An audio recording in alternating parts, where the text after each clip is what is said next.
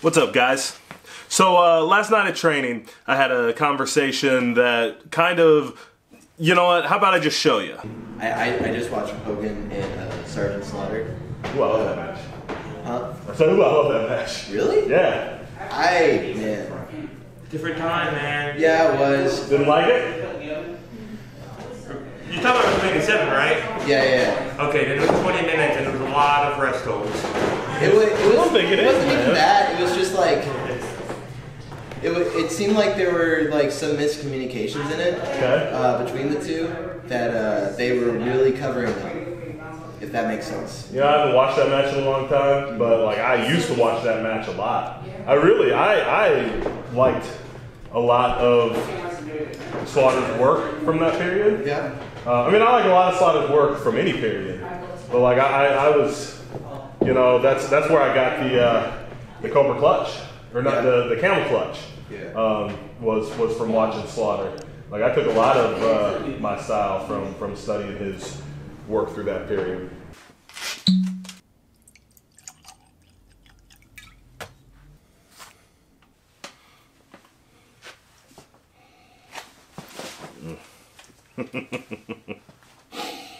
Man, drinking Four Roses small batch tonight. It's Kentucky bourbon. It might be my favorite Kentucky bourbon. I don't know. This is like, it feels like luxury bourbon to me. It's got so much caramel and almost, it's almost, on the nose, it's almost all caramel. There's no alcohol burn. Man, there's kind of like a tea note, like a herbal black tea note behind it. Almost like southern sweet tea. Have you ever just had, you know, that southern style sweet tea that, you know, is basically a sweet tea simple syrup? You know, it's like 2 parts sugar to 1 part tea, and then they boil it all together. This really just is so good. It tastes like that southern sweet tea. It's just all sweetness and smooth. It's, you know, it's got that same pleasant mouthfeel where you feel like you're drinking something, but it's not thick or cloying. It's just there. I like it so much. It's rich. It's smooth. It's smooth with like a burning finish, and I kind of like a little burn when I'm drinking alcohol. When I'm drinking a spirit, I like a little burn. You know, lets me know I'm not just putting back water. Lets me know I'm drinking. It makes me feel dangerous. Lets me know I'm drinking something. So I like a little bit of that. But it's really not, you know, it's not a strong alcohol burn. It's just a little bit of heat on that back end so that you remember, oh yeah, this is the good stuff. Alright, so you saw me in Austin talking about that match, Sergeant Slaughter versus Hulk Hogan, WrestleMania 7. You know, there's a lot of controversy surrounding that match, with Slaughter being the Saudi sympathizer during the first Iraqi war. I'm not talking about all that. I'm looking tonight just about the work in the ring. You know, Hulk Hogan and Sergeant Slaughter are two guys that are, you know, fairly well respected in the industry. I mean, Hulk Hogan, obviously, and Sergeant Slaughter, a lot of people talk very highly of him, although I wonder how many of them could actually name more than, like, this match and maybe the one he had with Ultimate Warrior to win the championship before this match. So even though I've always thought very highly of this match, it has been a while since I've watched it. Again, another one, especially since I've watched it and studied it. So I'm going to go do that.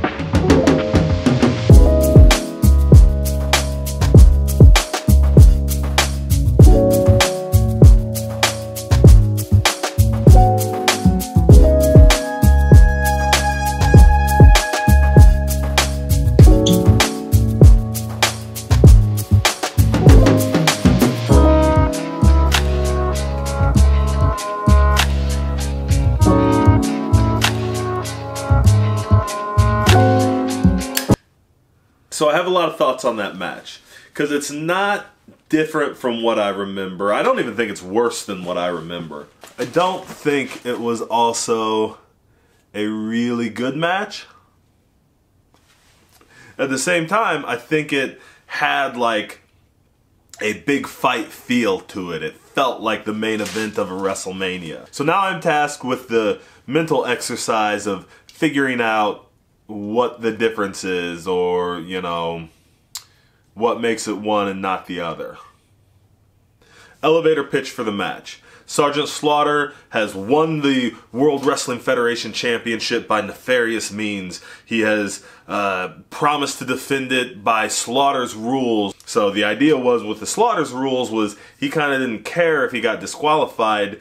If he left with the championship, he was still the champion. And then we've got, the all-American hero, the real American Hulk Hogan coming to take the belt. Oh, he's got to rescue the belt from Sergeant Slaughter. And Slaughter's got General Adnan out there, and, they've jumped Hulk Hogan. And so they come into this match, and now it's time for Hulk Hogan to get his revenge for the company. And Hulk Hogan spends the first, a very big portion of this match just beating the tar out of Sergeant Slaughter.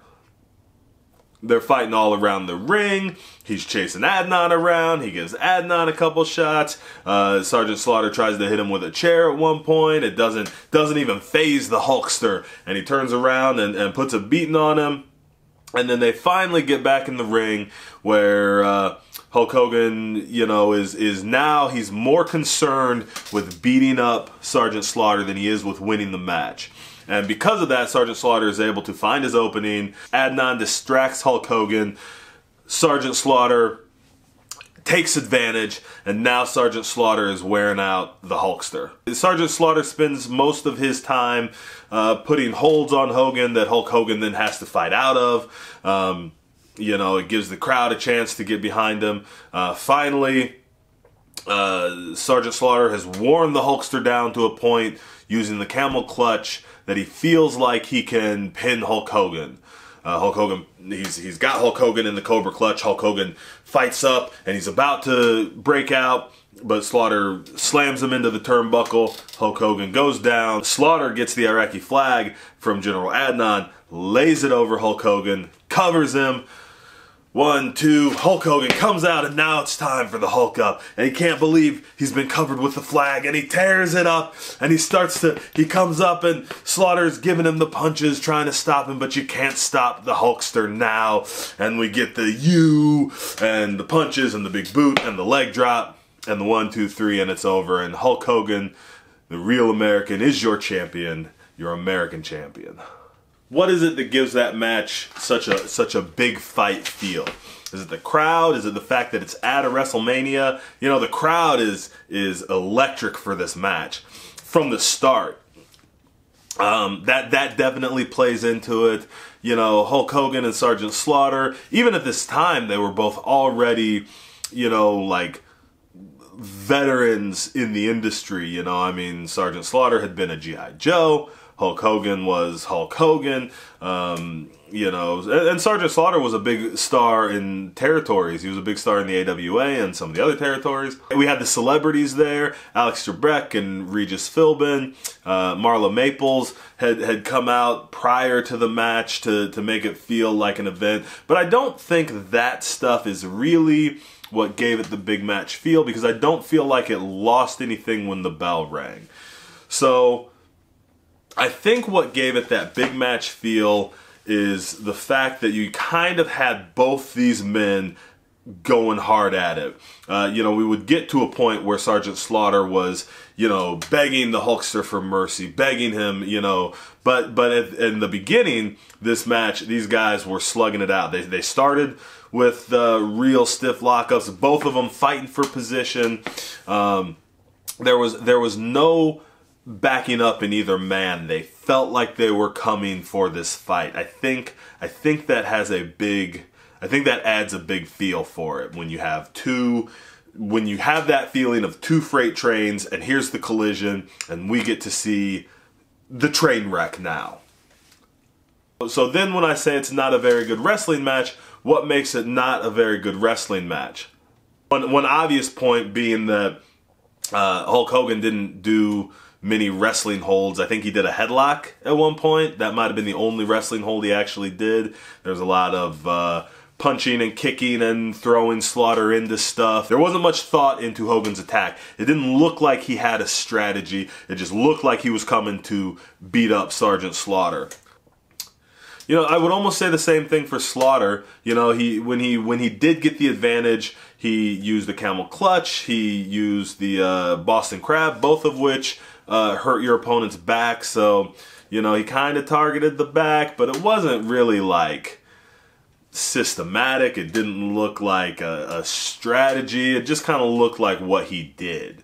You know, once he got the advantage, he hurt Hogan's back, and then he just used a couple holds on that. There wasn't a whole lot to it. And then by the time we get back to Hogan's comeback, then it's just the Hulk up and the big boot leg drop combo, which was Hulk Hogan's bread and butter. The crowd came unglued for it. It was all spectacle. There wasn't a lot of art put into it.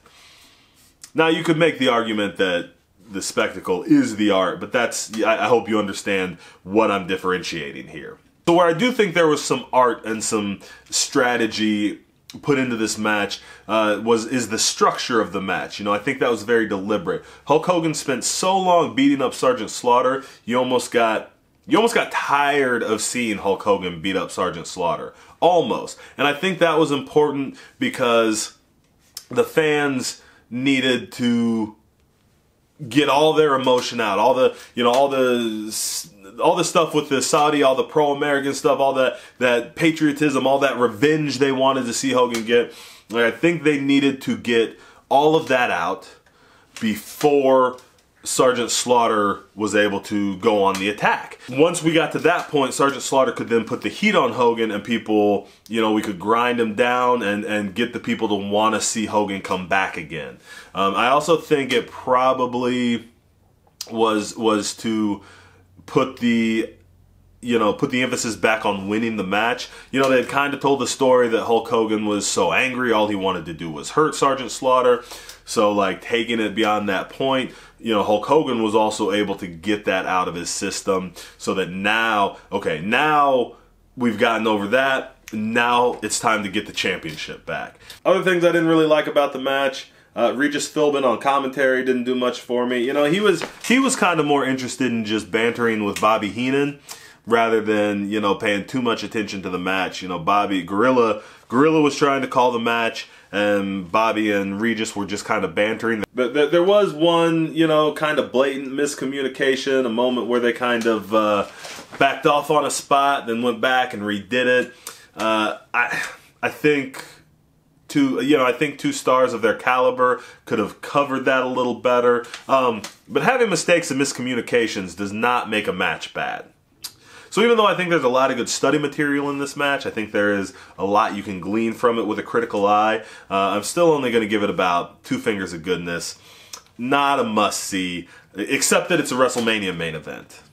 However, for Rose's small batch, if you have not given that a try, it gets 5 full stars, and you should definitely check it out, especially if you're a bourbon drinker and you haven't had it. It is, man, there's not much better out there.